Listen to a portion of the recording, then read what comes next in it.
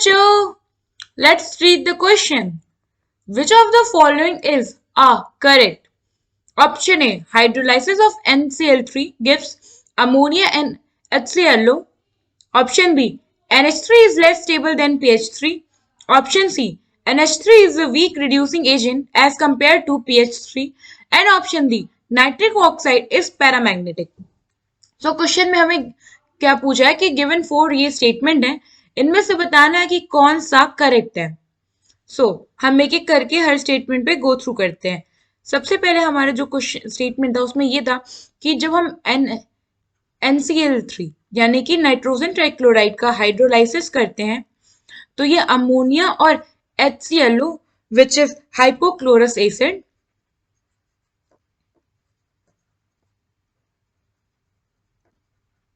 ये गिव करता है। तो ये स्टेटमेंट हमारा बिल्कुल सही है। जब हम लोग नाइट्रोजन ट्राइक्लोराइड को रिएक्ट कराते हैं वाटर के साथ तो ये फॉर्म करता है अमोनिया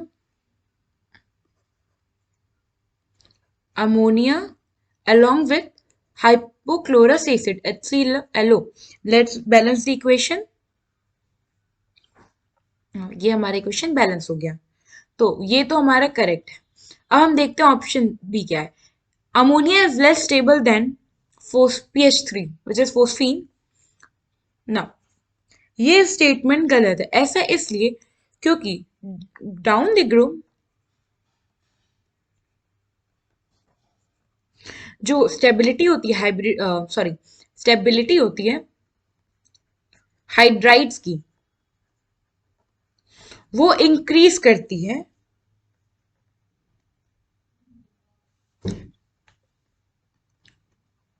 अब ऐसा होता क्यों? देखिए, जैसे जैसे हम डाउन द ग्रुप जा रहे हैं जो इलेक्ट्रोनेगेटिविटी है वो डिक्रीज इलेक्ट्रोनेगेटिविटी डिक्रीज कर रहा है।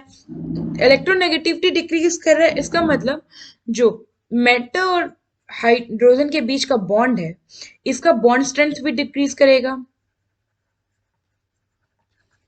बॉन्ड स्ट्रेंथ जितना यहाँ डिक्रीज होगा, बॉन्ड स्ट्रेंथ जितना ज्यादा डिक्रीज होगा उसकी स्टेबिलिटी उतनी कम होगी।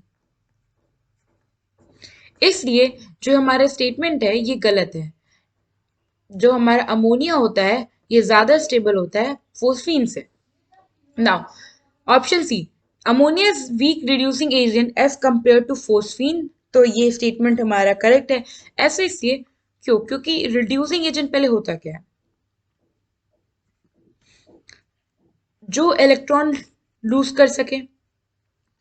अब जितना साइज बड़ा होगा आउटर मोस्ट शेल का इलेक्ट्रॉन उतना जल्दी रिलीज होगा। अमोनिया में क्या है, नाइट्रोजन का साइज बहुत छोटा हो जाता है तो ये क्या करेगा, अपने इलेक्ट्रॉन्स को स्ट्रांगली बॉन्ड करके रखेगा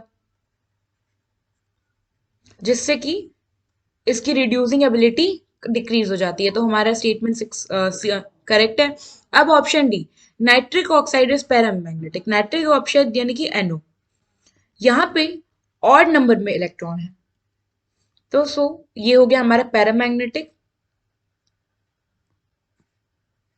लेकिन अगर हम बात करें लिक्विड या सॉलिड स्टेट की तो लिक्विड और सॉलिड स्टेट में हमारा जो नाइट्रिक ऑक्साइड है NO ये होता है डायमैग्नेटिक।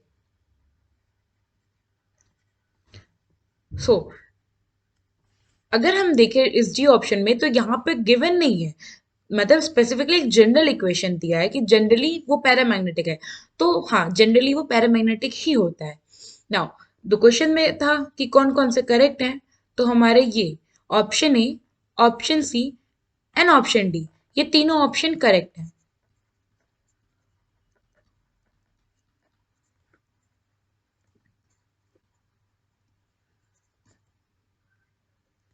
तो आई होप आपको ये क्वेश्चन समझ आया होगा। Thank you.